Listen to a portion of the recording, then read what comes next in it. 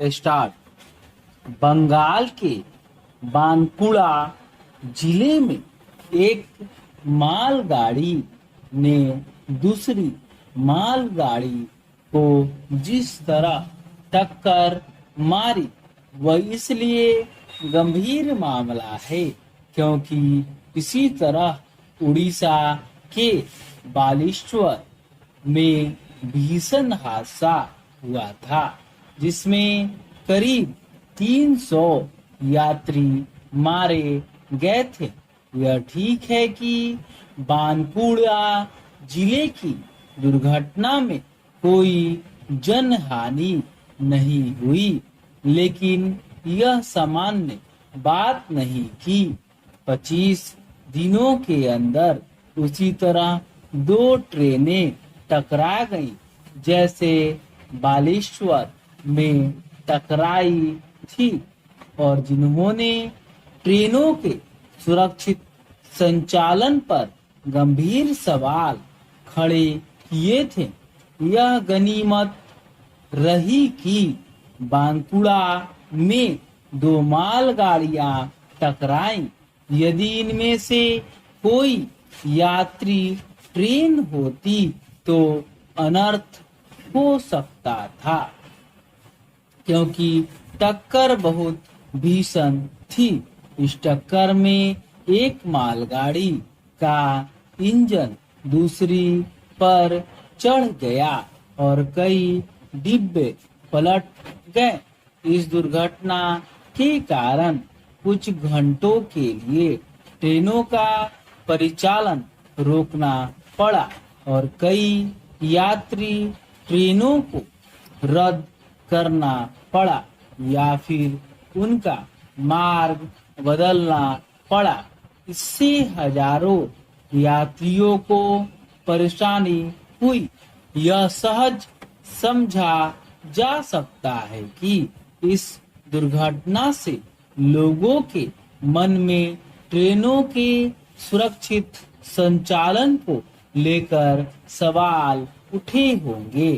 बांकुड़ा की दुर्घटना के बारे में यह बताया जा रहा है कि एक मालगाड़ी का ड्राइवर संभवतः इसलिए सिग्नल नहीं देख पाया क्योंकि उसे नींद आ गई थी। वस्तु स्थिति जो भी हो और दुर्घटना का कारण चाहे तकनीकी खामी हो या फिर मानवीय लापरवाही, उसकी तह तक जाना चाहिए। उन कारणों का प्राथमिकता के आधार पर निवारण होना ही चाहिए जिनके चलते रह रहकर ट्रेन दुर्घटनाएं होती रहती हैं। आमतौर पर छोटी मोटी ट्रेन दुर्घटनाएं जिनमें जनहानि नहीं होती चर्चा और चिंता का कारण नहीं बन पाती, लेकिन अब समय आ गया है कि प्रत्येक छोटी से छोटी दुर्घटना को गंभीरता से लिया जाए। इससे ही ट्रेनों के सुरक्षित संचालन को सुनिश्चित किया जा सकता है।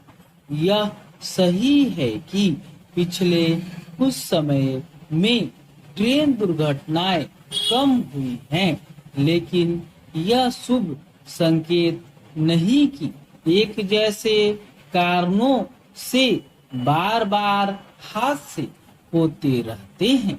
ट्रेन दुर्घटनाओं को रोकने के लिए उन्नत तकनीक का उपयोग बढ़ाने के साथ मानवीय भूल की गुंजाइश को कम करना होगा।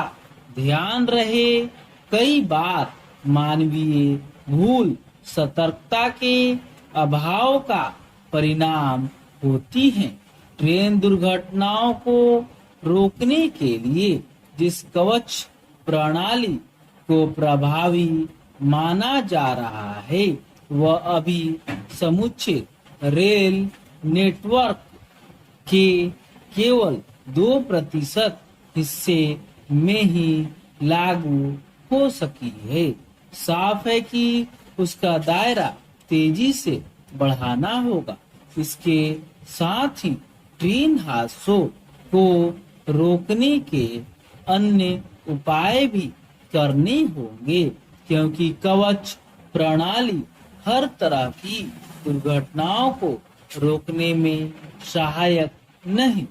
ट्रेन दुर्घटनाओं को रोकने के मामले में हमें जापान सरीखे देशों से भी सीख लेने के लिए तत्पर रहना चाहिए, जहां ट्रेन हादसे न के बराबर होते हैं। स्टॉप।